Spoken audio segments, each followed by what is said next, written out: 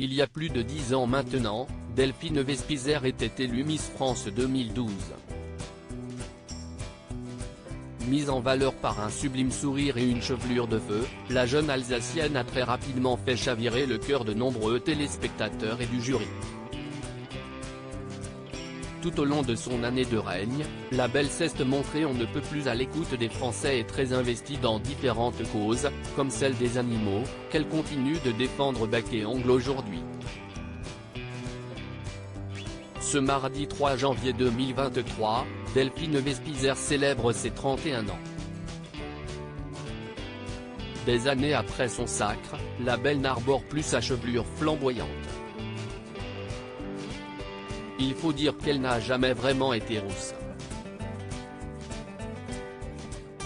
Et oui, si vous n'étiez pas encore au courant, sachez que l'Alsacienne a en réalité une couleur de cheveux bien plus banale que le roux qu'elle a affiché sur la scène du parc des expositions de Penfeld, en Bretagne, ce fameux soir du 3 décembre 2011.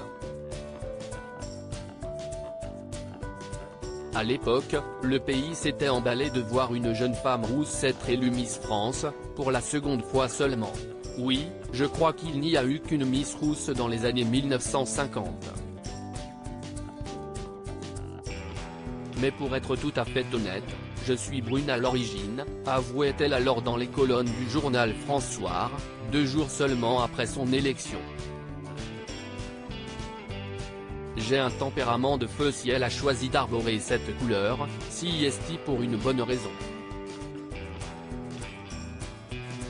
Fière de son caractère fort, motivée et enthousiaste en toutes circonstances, la jeune femme a considéré cette teinture comme une évidence.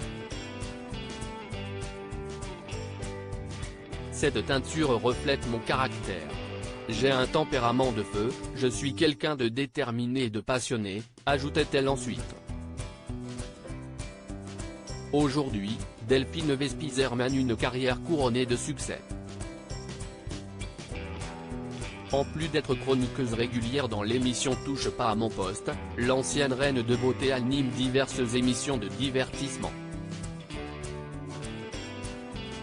Depuis 2013, elle endosse également les costumes des princesses blanches et rouges, 2 personnages emblématiques de l'émission Fort Boyard. Elle a également tenté de se lancer dans la politique de sa région et est très active sur les réseaux sociaux, où elle diffuse régulièrement des messages pour sensibiliser ses abonnés à la cause animale.